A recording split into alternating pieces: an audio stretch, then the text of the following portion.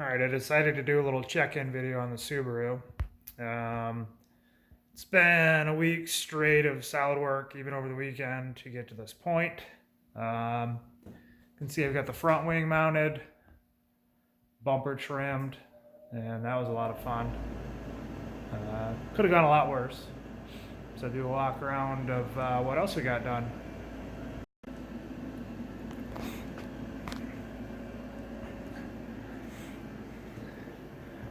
So the front wing is mounted via tubular supports that bolt to the front of the frame rails. I've got a couple more things to tie in to reinforce those, but I wanted to get the wing on there and straight before I got too wild with it. It's a 96-inch wide wing. It's going to be getting double elements on the either side here that are adjustable or removable, and obviously end plates.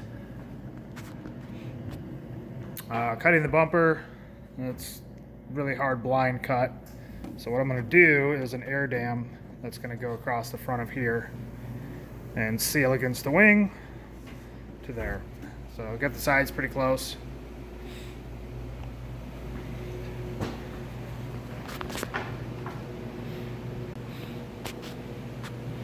You can see the headlight deletes we made turned out really good. That's just raw carbon. So while we have the car, we'll do a clear coat on it. And then this is where the magic happens.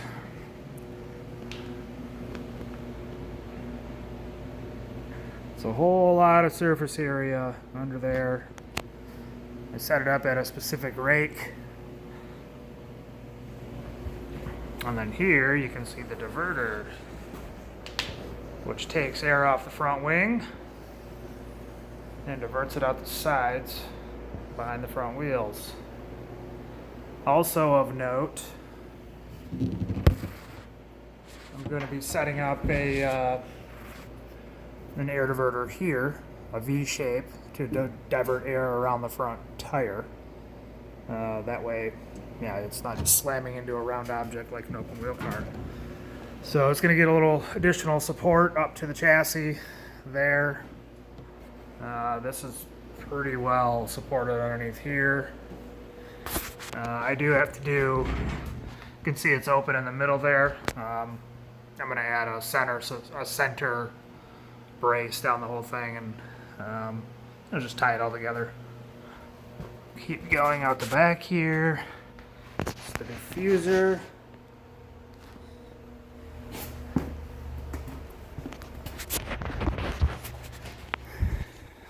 Which is awesome.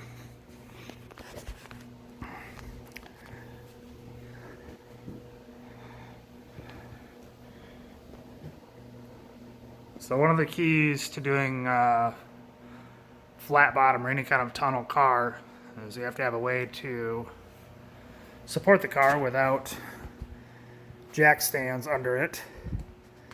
And in this case I use the lift to get it up to height, and I use wheel stands.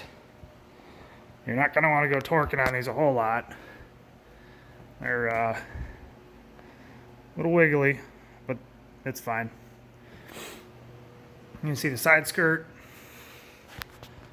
as well as the extractor behind the front wheel. And then you can see the front wing, which will be a lot more aggressive once we get the second element on there.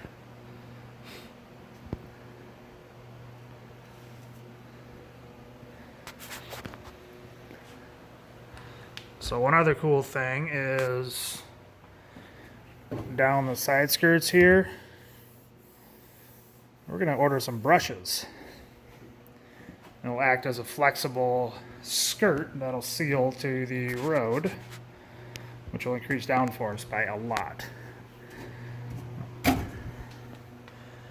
then on top of that, we're going to arc them in and tie them right to the diffuser right here. Boom. And then the final major piece that we have to get done is the rear wing. It's kind of the easiest part. I wanted to get this floor done because it's anything but easy. You can hear my voice, I'm exhausted. To this point, I've got 39 hours into the floor and about 4 hours into mounting the front wing. So I've had a few questions relating to how much power does a car make and how can it push through all the aero and stuff. Well, the car came from Horsepower Techs down in southern Michigan. They ended up doing an engine refresh. They installed an X shift, sequential gearbox, low boost right now. I think it's 680 something wheel horsepower. It'll do more. So they kind of give you guys a walk around of that. Well, to start, there's a whole lot of billet. Intake manifold. Garrett GTX 3584, which Horsepower Techs installed. They did the tuning and such on it too.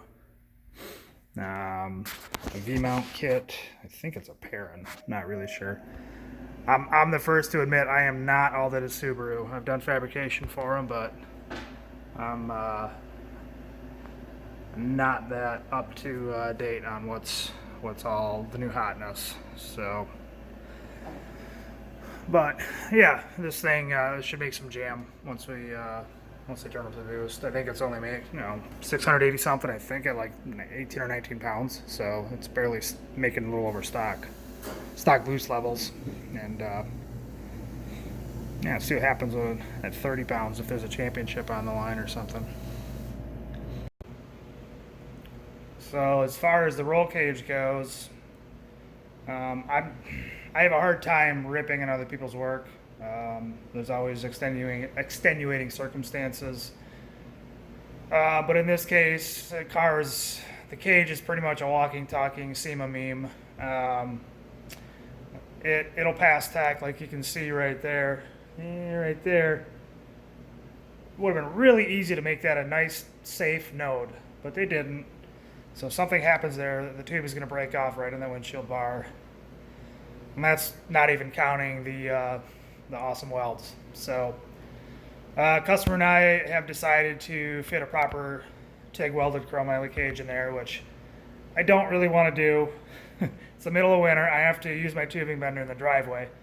But get it done and it'll be safe and it'll add value to the car as well as safety to the customer and whoever else drives it.